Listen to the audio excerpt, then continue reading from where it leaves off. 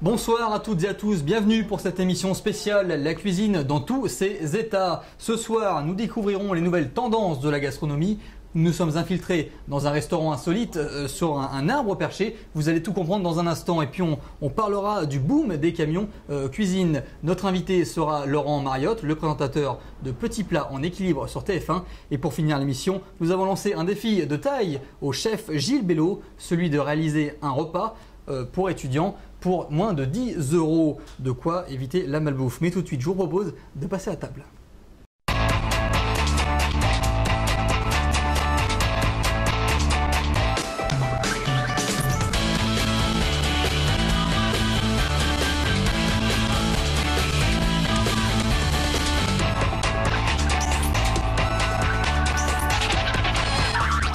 Et si manger sur une chaise était devenu has-been, le restaurant sur un arbre perché à Paris dans le 2e arrondissement propose à ses clients de déguster des repas sur une balançoire. Si les clients viennent par curiosité, les assiettes sont-elles à la hauteur du concept? Réponse avec nos envoyés très spéciales Camille Ballan, Cécile Deschamps et Mélodie Méas.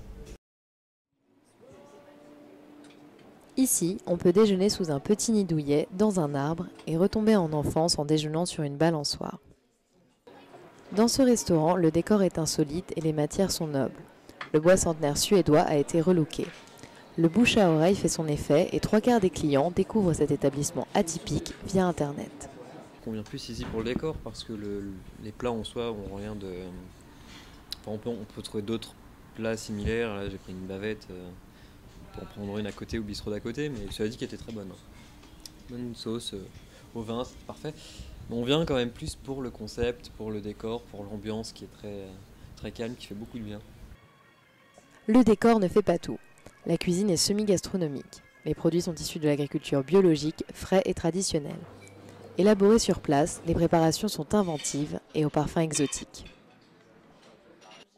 Bref, une parenthèse paisible loin du rythme effréné de la vie parisienne. Ouvert depuis 2003, Denis May a repris cette entreprise. La pérennité d'un thème est une vraie question pour un restaurant. C'est pour ça qu'on a choisi un thème qui est relativement neutre. Le thème de la nature, je crois que c'est quelque chose qui peut être éternel et également transgénérationnel. Et voilà. Donc du coup, on arrive comme ça à pérenniser un peu notre concept. Que ce soit des jeunes, des moins jeunes, des gens de catégories socio-professionnelles très différentes. Tout le monde est touché par ça. Idéal pour les tête-à-tête, mais aussi pour les repas d'affaires, on compte une 60aine de couverts. Je conseillerais absolument ce restaurant aux personnes qui veulent découvrir Paris, qui veulent un petit peu sortir des sentiers battus et ne pas se faire avoir par des pièges à touristes vers Saint-Michel. Ici, c'est très bien. Non, vraiment, je le conseille. Fidèle au concept de zénitude, une salle de massage est disponible tout au long du repas pour la clientèle. En 2010, la maison a obtenu le titre de maître restaurateur. Et ça donne envie. Mélodie, vous êtes régalée? Eh bien écoutez Benjamin, pour vous, on a décidé de tester ce restaurant. Nous avons toutes les 3 pris des menus différents et en effet, pour moins de 25 €, nous avons été plutôt satisfaites du résultat. Après les balançoires, un autre concept, vous les avez peut-être déjà aperçus aux abords des trottoirs. Loin du hot dog à la sauvette, les camions restaurants ont le vent en poupe. Venu des États-Unis, le phénomène prend de l'ampleur. Alexandra Bia s'est glissée dans une de ces cuisines ambulantes en région parisienne. Au fast-food à la mode, fini les grandes enseignes américaines, place au camion burger. À l'heure du déjeuner à Saint-Denis, cadres supérieurs et ouvriers se côtoient pour déguster un bon hamburger. Et à première vue, les clients ont l'air conquis. C'est la première fois que j'en mangeais comme ça et c'est bon, voilà. Les habitués, quant à eux, ne se lassent pas de cette camionnette. Ouais, très bon hamburger, les frites fait maison, rien à dire, et ça change tous les jours. Il y a l'hamburger du jour, de la semaine, qui est délicieux. C'est en novembre 2012 que Laurent et Linda ouvrent leur camion-restaurant. L'idée leur est venue après un séjour aux États-Unis, où là-bas les cuisines ambulantes sillonnent les rues de New York et Los Angeles. Et en très peu de temps, le lieu est déjà devenu incontournable. Même une fois, un lundi, on avait dit on va venir, on n'a pas vu le camion, on a cherché partout autour là. Des frites faites maison, de la bonne viande hachée, des légumes frais, un pain savoureux, voilà la recette du succès. Et avec une carte bien remplie, Laurent a pour objectif de satisfaire toutes les papilles.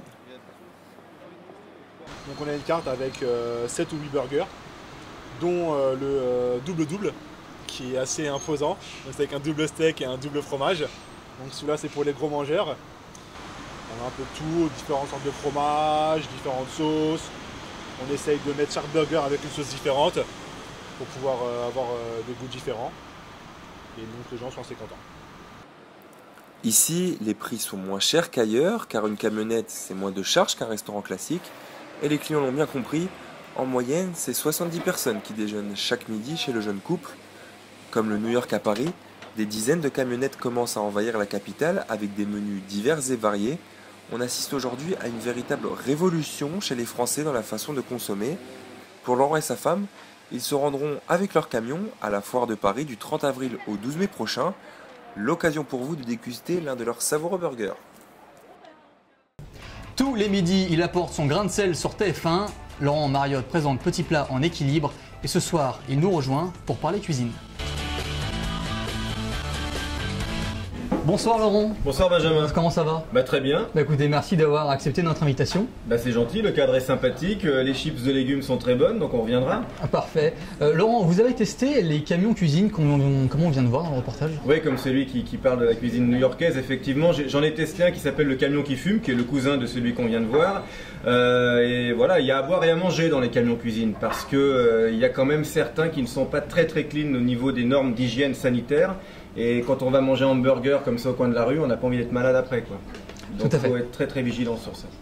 Selon vous, la France est-elle toujours le pays de la gastronomie ou y a-t-il de sérieux concurrents? La France est toujours le pays de la gastronomie, mais en même temps il y a des concurrents. Ce qui est amusant de voir, c'est que la plupart des grands chefs étrangers, que ce soit en Amérique du Sud, en Europe ou aux États-Unis, sont passés par des grandes cuisines françaises. Parce que la France, c'est le pays de la tradition, c'est la cuisine classique, c'est le langage des sauces, les taillages de légumes, les viandes, les cuissons. C'est des maîtrises effectivement de cuisine très très abouties. Donc on a quand même un vrai savoir-faire de base. Après, il ne faut pas s'endormir sur ses lauriers et il faut effectivement se remettre en question parce qu'en Europe du Nord, on a quand même plusieurs restaurants qui sont classés dans la meilleure catégorie des restaurants du monde qui sont là-haut au Danemark. Donc d'autres jeunes cuisiniers qui sont passés par chez nous ont après imprimé leur marque et effectivement on a tendance parfois en France à penser qu'on est les meilleurs. Ça c'est un peu notre côté... On fanfaronne, c'est le coq, mais voilà, aujourd'hui la cuisine elle est mondiale, il y a de la fusion, on prend des échanges de culture, mais voilà, on a une base qui est quand même très très solide. La France reste le premier pays de la gastronomie. Justement, les émissions et concours culinaires cartonnent en France. Quelle est pour vous la recette du succès? La recette du succès de ces émissions effectivement de cuisine, alors il y a tout, il y a des émissions où on est là pour rendre service et donner des recettes, d'autres où on est vraiment dans de la télé-réalité culinaire. La recette, c'est que les gens ont envie de s'approprier justement des recettes pour les refaire à la maison. C'est la crise, ça coûte moins cher de faire la cuisine soi-même à la maison, faut pas l'oublier. Et la cuisine, c'est une valeur refuge, parce que quand on est chez soi et qu'on cuisine, mais même des choses très simples, comme je le montre dans mes émissions, c'est quelque chose de valorisant. On va créer quelque chose, on est en confiance, on fait quelque chose pour soi, pour se faire plaisir, et en même temps, on va faire plaisir à ceux qu'on aime. C'est ça la cuisine, tout simplement. Donc en temps de crise, où le monde extérieur, que ce soit politique, environnemental, social, est dur, la cuisine, comme j'aime le dire, c'est une bulle, quoi. On coucoune un petit peu en cuisinant, et on transforme et on fait quelque chose de valorisant. Ça donne confiance. Vous cuisinez un peu, non ? Pas trop. Non, alors cuisinez un peu et vous allez voir, vous allez prendre du plaisir et c'est comme un sport, ça fait du bien après. Je vais vous regarder tous les midis dans Petit Plat en équilibre, tous les midis sur TF1. Vous le retrouverez même en replay sur tf1news.fr. Dernière question Laurent, pour finir cette petite interview, vous êtes plutôt cuisine tendance ou traditionnelle? Je pense que je suis plutôt cuisine traditionnelle. Quel type de repas? Alors j'adore les plats de copains, les plats mijotés par exemple, là c'est le printemps, un bon navarin d'agneau avec des petits légumes de printemps, des carottes nouvelles, des navets, des petits pois, des asperges, j'adore les risottos.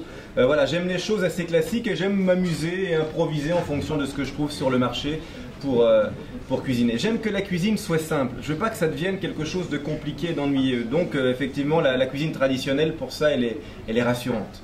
Très bien, donc la cuisine pour se faire plaisir, c'est le mot de la fin. Merci Laurent Mariotte. Je rappelle que vous êtes tous les midis sur TF1 avec Petit Plat en équilibre. Eh ben, je reprends une petite chips alors.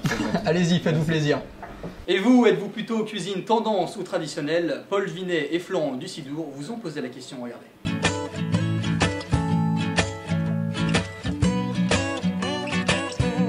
la cuisine, le restaurant traditionnel parce que je trouve que ça fait partie de notre patrimoine. On connaît la qualité des produits qui est propre à nos producteurs, donc on sait ce qu'on mange et c'est ce qui est bien. Je préfère les restaurants innovateurs en fait parce que les restaurants traditionnels on en a trop vu et que voilà des types camions qui fument ou le réfectoire, voilà c'est nouveau, c'est sympa, c'est frais et j'aime bien. Alors sans hésitation un restaurant traditionnel. Le restaurant Nouvelle Tendance actuellement c'est uniformisé la cuisine. On trouve des petites assiettes ou pas grand chose d'intéressant dedans mais qui sont très modes. Alors je préfère un restaurant biologique parce que c'est ce que je mange tout le temps, je suis bio depuis 30 ans. Et dans la restauration traditionnelle, je n'aime pas les produits employés qui sont des produits industriels. Alors je préfère le restaurant traditionnel puisque c'est plus chaleureux, plus convivial. On imagine bien un chalet autour d'un bon verre de cidre et d'une crêpe et puis au moins on sait à quoi s'attendre. Allez, on en profite, on va faire un petit tour de table. Les garçons, vous êtes plutôt cuisine tendance ou traditionnelle, Paul? Pour ma part, Benjamin, je suis plutôt traditionnel. Un bœuf bourguignon me suffit amplement. Et vous, Arnaud? Moi, je suis plutôt cuisine tendance. Depuis 2 ans, je me suis mis au bio et c'est parfait, j'adore. Allez, on passe à la deuxième partie de cette émission. On va parler de ceux qui font la cuisine. Il fait du risotto à la piémontaise ou encore du maquereau à la japonaise. Chaque jour, Gilles Bello régale ses invités dans son restaurant Les Comédiens à Paris. Notre équipe lui a lancé un défi, celui de réaliser un repas équilibré pour étudiants avec un budget de 10 €. Chers étudiants, prenez note.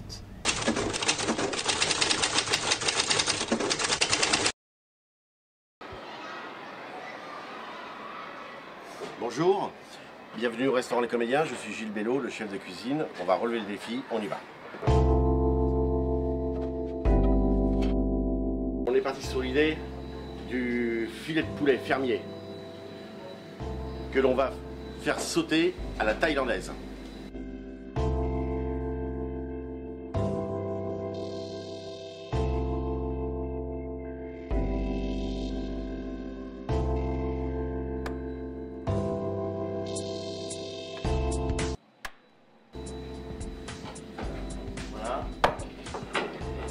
On prend donc le poulet et comme dans un veau, on va le faire sauter. La cuisine asiatique est une cuisine donc d'assemblage et de pêle-mêle. C'est-à-dire qu'on ajoute tout au fur et à mesure. Donc on y met le fenouil, les oignons, les poivrons. Voilà.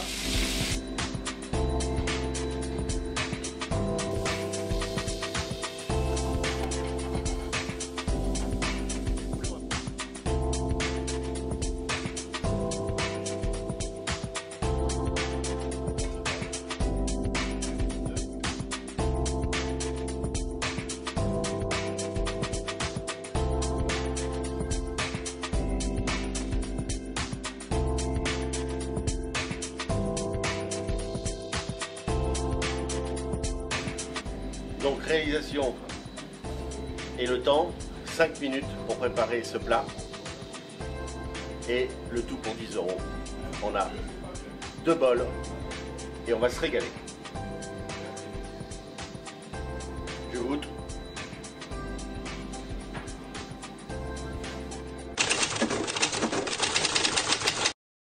Ah, il est fort ce Gilles Bello. Bonjour Maxime, du coup c'est facile de faire un menu pour 10 € aujourd'hui. Qu'est-ce qui vous a bluffé? Ce qui m'a bluffé, Benjamin, c'est surtout la rapidité avec laquelle il a réalisé notre plat. Ça a pris vraiment 5 minutes montre en main et effectivement donc, le budget de 10 € a été très très bien respecté et donc on s'est rendu compte qu'on pouvait manger pour moins de 10 € et un repas équilibré, sain et qui remplit bien le ventre pour midi. Ouais, donc vous vous êtes bien régalé. Ils ont entre 18 et 25 ans, tous le même rêve, devenir le prochain Christophe Michalak, le célèbre pâtissier. L'École nationale de boulangerie-pâtisserie de Paris nous a ouvert ses portes, slalomant entre la farine et les coulis de chocolat. Gary Delettre, Elton Mokolo et Arnaud Abou ont passé la journée avec peut-être l'une des futures stars du dessert. Il est un peu plus de 9 h quand les apprentis pâtissiers pénètrent dans le laboratoire. C'est le jour de l'examen, mais pas de quoi impressionner ces jeunes qui travaillent déjà dans de grandes maisons. Chaque étudiant doit réaliser 2 desserts en 6 heures. Une contrainte parmi tant d'autres que Thomas et ses camarades doivent prendre en compte. C'est un métier qui est assez dur, on fait beaucoup d'heures, mais c'est un beau métier aussi parce qu'on peut sortir des belles choses qui font plaisir aux gens visuellement comme gustativement. Ils ont entre 18 et 25 ans. Déjà titulaire d'un CAP, il prépare un brevet technique des métiers. La course contre la montre se poursuit. Le travail est minutieux et demande beaucoup de maîtrise. Les élèves s'appuient sur des recettes ainsi que sur leur ingéniosité. Le pâtissier est aussi un artiste qui donne vie à une œuvre. Le goût, mais aussi l'image compte.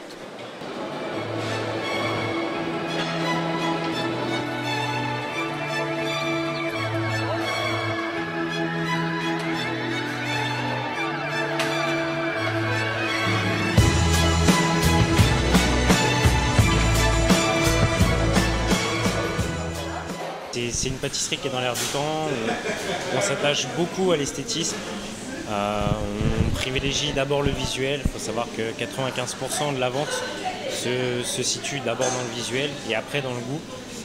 C'est vrai qu'on est très à cheval là-dessus parce qu'on estime que la pâtisserie ça doit être un métier soigné et c'est des très beaux produits, limite luxueux, qui doivent sortir. C'est vrai que c'est un produit qui doit taper à l'œil, que ce soit en boutique ou en restauration, c'est vrai que ça doit d'abord faire plaisir aux yeux, pour donner envie ensuite que les gens soient attirés pour le manger, quoi. Les 6 heures sont désormais terminées, tous les gâteaux sont présentés aux formateurs. Certains ont misé sur des gâteaux traditionnels, millefeuille, charlotte ou encore tartelettes, mais c'est celui de Denis qui a tapé dans l'œil de l'examinateur.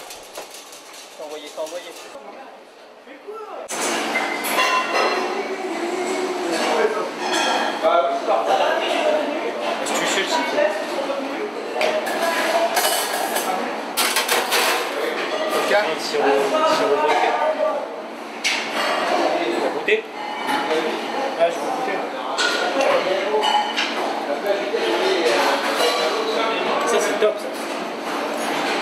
Ouais, là ouais. Là c'est une belle assiette. Ça c'est une belle assiette. Denis et ses camarades connaîtront leurs notes très bientôt. En attendant, les 11 étudiants rêvent d'ouvrir leur propre établissement d'ici quelques mois.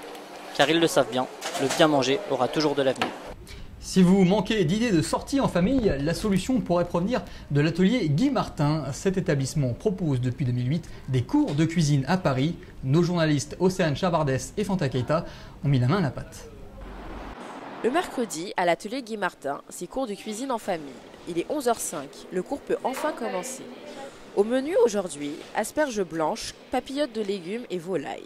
Et pour le dessert, un moelleux au chocolat. Les grands donnent un coup de main aux plus petits et leur montrent des techniques de base. Pour l'un des participants, c'est une activité qu'il voulait partager avec sa petite sœur de 9 ans. J'ai choisi l'atelier Guy Martin parce qu'il n'était pas loin de chez moi et puis parce qu'en regardant un peu sur internet, il était assez bien, les avis étaient assez bons, donc c'est pour ça que j'ai choisi. Organisé et précis, ces cuisiniers du mercredi jouent les élèves modèles. Ils veulent impressionner la chef. Non, ça n'est pas difficile du tout, il faut juste avoir un petit peu de passion et puis se donner à son activité. Certains retrouvent les joies de la cuisine. On découvre en fait, parce qu'à la maison et faire ça dans une vraie cuisine c'est quand même pas pareil, donc pour l'instant ça va. C'est pas trop difficile, mais peut-être la suite, on ne sait pas. Difficile ou pas, la cuisine demande beaucoup de patience et d'énergie. Pendant le cours, les apprentis cuisiniers sont émerveillés par les gestes du chef. Des gestes techniques qu'ils pourront reproduire à la maison. Et on va remplir comme ça, d'accord ? Et là, croque-le bien. Camille et Axel, les benjamins du groupe s'appliquent. À l'atelier Guy Martin, on apprend aussi à décorer les assiettes. Et vous pouvez même faire... On met un point. Parents et enfants mettent la main à la pâte. Après l'effort, le réconfort. Les familles peuvent enfin passer à table, heureux de partager un moment en famille et de déguster leurs plats. C'est excellent. C'est bien préparé, surtout mon assiette, c'est moi qui l'ai faite. C'est délicieux. En fait, c'est peut-être meilleur quand on prépare soi-même en fait. Probablement, je pense aussi. Pendant ce temps, la chef s'active. Je travaille à l'atelier de cuisine de Guy Martin depuis environ 5 mois. Donc je donne des cours de cuisine tous les jours, donc pour les particuliers, pour les entreprises ou les professionnels. Parce que j'aime bien partager justement le travail. Je trouve qu'il y a une réelle demande de la part des gens et c'est ma passion. Donc c'est le plus important et j'ai envie de réaliser ma passion. Aujourd'hui, les familles qui sont venues en cours, donc, sont très bien travaillées. Donc tout s'est bien passé, ils ont bien travaillé, ils ont travaillé vite, proprement, et ils ont réalisé le plat exactement comme c'était prévu, et voilà. Il faut savoir que voilà, ici, la particularité dans cet atelier et dans la cuisine de Guy Martin, c'est justement mélanger les parfums et avoir une touche aussi un peu asiatique, un peu étrangère. Donc avec un mélange de parfums parfois peut paraître un peu pas commun. Alors, il ne reste plus qu'à souhaiter une seule chose. Bon appétit, Et merci, on vous souhaite également un bon appétit. Océane Chabardès, vous nous avez rejoint au bar. Combien ça coûte un cours de cuisine comme ça? Écoutez Benjamin, pour un cours en famille, donc parents et enfants, c'est à peu près 40 € par personne. Et ça dure combien de temps? Le cours d'aujourd'hui durait à peu près 1h30, mais le cours a été prolongé parce que la famille n'est pas forcément expérimentée et donc ça a pris un peu plus de temps. D'accord, donc on en a quand même pour son argent. J'imagine qu'il faut réserver longtemps à l'avance? Ah non, pas trop, je dirais à peu près 2 semaines à l'avance pour être sûr d'avoir une place. D'accord, bah, c'est bien, on va pouvoir y aller faire un tour avec toute l'équipe. Voilà, c'est déjà la fin de cette émission. Merci de l'avoir suivi. Je vous rappelle que vous pouvez la retrouver sur iojnews.com. L'adresse s'affiche en bas de votre écran, juste là. Un grand merci à toute l'équipe de journalistes qui sont présents dans ce restaurant. Mélodie Méas, Cécile Deschamps, Camille Ballan, Maxime Castelli, Thomas Porlon, Alexandre Abia, Gary Delettre, Elton Mokolo, Arnaud Abou, Florent Dussidour, Paul Vinet, Océane Chabardès et Fanta Keita. Cette émission vous a été proposée par Anne-Sophie Fouché, à la réalisation Cassandra Ameg. Bon appétit et bonne soirée, à bientôt.